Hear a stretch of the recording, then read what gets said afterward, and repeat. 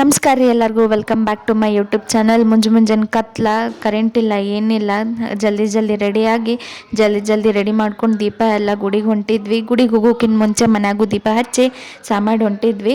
As usual ನಾವು ಲೇಟಾಗಿ ಹೋಗಿದ್ವಿ, 6 ಗಂಟೆ ಮೇಲಾಗಿತ್ತು. ನೋಡ್ಬೋದು ನೀವು, ಫುಲ್ ಬೆಳಕಾಗೈತಿ. ಗುಡಿಗೇನು ಸೂರ್ಯೋದಯ ಆಗೋಕ್ಕಿಂತ ಮುಂಚೆನೂ ಹೋಗ್ಬೇಕಂತ ಆಗತ್ತೇಳ್ರಿಪ್ಪ. ಏನು ಮಾಡೋದು, ಏನು ಮಾಡೋಕ್ಕಾಗಲ್ಲ. ಆದಷ್ಟು ಟ್ರೈ ಮಾಡತ್ತೇವಿ. ಇವತ್ತಿನ ಕಲರ್ ಗ್ರೇ, ಸೊ 3 ಮಂದಿ ಗ್ರೇ ಕಲರ್ ಹಾಕೊಂಡು ಗುಡಿಗೆ ಹೋದ್ವಿ. ಬನ್ನಿ ಗಿಡ ಪೂಜಾ ಮಾಡ್ಕೊಂಡ್ವಿ. ಫಸ್ಟ್ ದೀಪ ಎಲ್ಲ ಬೆಳಗ್ಗೆ ಇಲ್ಲಿ ವಿಡಿಯೋ ಮಾಡೋಕೆ ಹೆದರ್ಕ್ ಬರ್ತೈತ್ರಿಪ್ಪ. ಅಲ್ಲೊಬ್ರು ಪೂಜಾರಿ ನಿಂತಿರ್ತಾರೆ, ನಮ್ಮನ್ನ ನೋಡ್ತಿರ್ತಾರೆ. ಹೆದರಿ ಪೂಜಾ ಮಾಡೋದಾಗೈತೆ ನಮ್ದು. ಏನೋ ಗೊತ್ತಿಲ್ಲ, 3 ದಿನ ಆಯ್ತು ನಮಗೆ ಗರ್ಭಗುಡಿದ ಅಲಂಕಾರ ಅಥವಾ ದೇವಿ ದರ್ಶನ ಸಿಗತ್ತಿಲ್ಲ. ನಮ್ಮ ಊರೊಳಗಾದ್ರೆ ಎಲ್ಲರೂ ಬರೋಕ್ಕಿಂತ ಮುಂಚೆನೇ ಅಲಂಕಾರ ಎಲ್ಲ ಮಾಡಿ ರೆಡಿ ಮಾಡಿಬಿಟ್ಟಿರ್ತಿದ್ರು. ನಮಗೆ ದರ್ಶನ ಆಗವಲ್ತ. ಈ ದೇವಿ ಹೊರಗಿದ್ದಿದ್ದು ದೇವಿ ಕಳ ನೋಡ್ರಿ, ಇದೆಷ್ಟು ಚಂದ ಕಾಣತ್ತಾಳೆ. ಮಸ್ತ್ ಅಂದ್ರೆ ಮಸ್ತ್, ದೃಷ್ಟಿ ಆಗುವಂಗದಾಳೆ. ಇವತ್ತು ಸ್ಯಾಟರ್ಡೇ ಆಗಿದ್ರಿಂದ ಎಷ್ಟು ದೇವ್ರು ಅದಾವಲ್ಲ ಸರೌಂಡೆಡ್, ಅಷ್ಟೂ ಕಂಪ್ಲೀಟ್ ಮಾಡ್ಕೋಬೇಕಂತ ಡಿಸೈಡ್ ಮಾಡ್ಕೊಂಡ್ಬಿಟ್ಟಿದ್ವಿ. ತತ್ರ ಒಂದು 7 ರಿಂದ 8 ದೇವ್ರ ದರ್ಶನ ಆಗಿತ್ತು ನಮಗೆ ಇವತ್ತು. ನೀವು ದರ್ಶನ ಮಾಡ್ಕೊರಿ.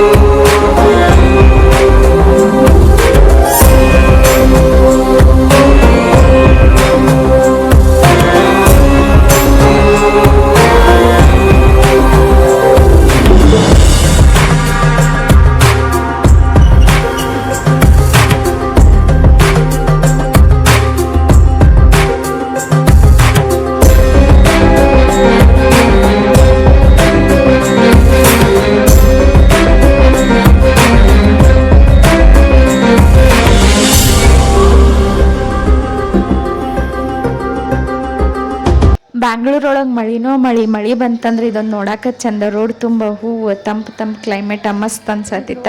ನಾವು ಗೊತ್ತಲ್ಲ ಇಂಡಿಯನ್ಸ್, ಎಲ್ಲಿ ಬೇಕಾದಲ್ಲಿ ರೋಡ್ ಒಳಗೆ ಸಿಕ್ಕು ಹೂ ಎಲ್ಲ ಹರ್ಕೊಂಡು ಹೋಗೋರು ನಾವು. ಈ ಗುಡಿ ಸ್ಪೆಷಾಲಿಟಿ ನಾನು ಹೇಳಬೇಕು. ಈ ಶಿವಲಿಂಗ ನರ್ಮದಾ ನದಿಯೊಳಗೆ ಸಿಕ್ಕಿತ್ತಂತ. ಸಿಕ್ಕಿದಾಗ ಪೂರ್ತಿ ಹಿಂಗೆ ಭಸ್ಮದೊಳಗೆ ತುಂಬಿತ್ತಂತ. ಇದನ್ನ ಹೋಗಿ ಕಾಶಿ ಒಳಗೆ ಪೂಜೆ ಮಾಡಿಸ್ಕೊಂಡು ಇಲ್ಲಿ ಪ್ರತಿಷ್ಠಾಪನೆ ಮಾಡ್ಯಾರ.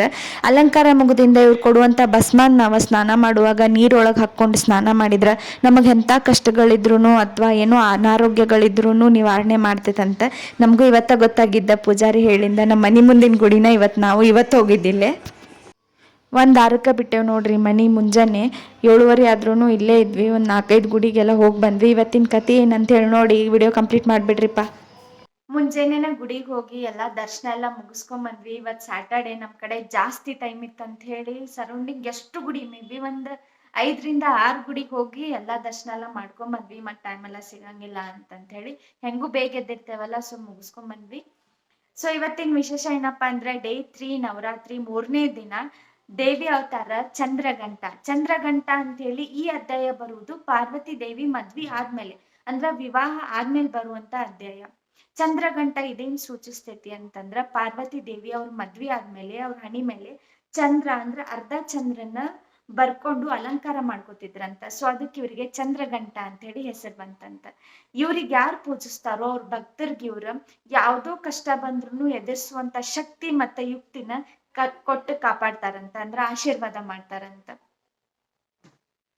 ಇವ್ರಿಗೆ 10 ಕೈಗಳದಾವ, 10 ಆಯುಧಗಳದಾವ. ಇದೇನ್ ಸೂಚಿಸ್ತೈತೆ ಅಂತಂದ್ರ, ರಾಕ್ಷಸರು ಬಂದಾಗ ನಾ ಯುದ್ಧ ಮಾಡಕ್ ತಯಾರಿದ್ದೇನಿ ಅಂತ ಹೇಳಿ ಸೂಚಿಸ್ತೈತಂತ. ಇವ್ರ ವಾಹನ ಹುಲಿ. ಇವತ್ ನಾವ ಗ್ರೇ ಕಲರ್ ಅಂದ್ರ ಬೂದು ಬಣ್ಣ ಡ್ರೆಸ್ ನ ಹಾಕೋಬೇಕ. ಅಂದ್ರ ಇದೇನ್ ಸೂಚಿಸ್ತೈತಂದ್ರ ಇವತ್ ನಾವ ಗ್ರೇ ಕಲರ್ ಅಂದ್ರ ಬೂದು ಬಣ್ಣ ಡ್ರೆಸ್ ನ ಹಾಕೋಬೇಕ. ಇದೇನ್ ಸೂಚಿಸ್ತೈತಂದ್ರ ಶಾಂತತೆ, ಶುದ್ಧತೆ, ನಮ್ಮ ಭಾವನೆಗಳನ್ನ ಸೂಚಿಸ್ತೈತಿ. ಹಿಂಗ ವಿಡಿಯೋ ನೋಡ್ಕೊಂತೀರಿ. Day 1, day 2 up to day 10 ಮಟ್ಟ ಬರ್ತೈತಿ. Thank you so much. Video ನೋಡಿದ್ದಕ್ಕೆ ಲೈಕ್ ಮಾಡ್ರಿ, ಶೇರ್ ಮಾಡ್ರಿ, ಕಮೆಂಟ್ ಮಾಡ್ರಿ, ಹಂಗ ಸಬ್ಸ್ಕ್ರೈಬ್ನು ಮಾಡ್ಕೊರಿ. Thank you.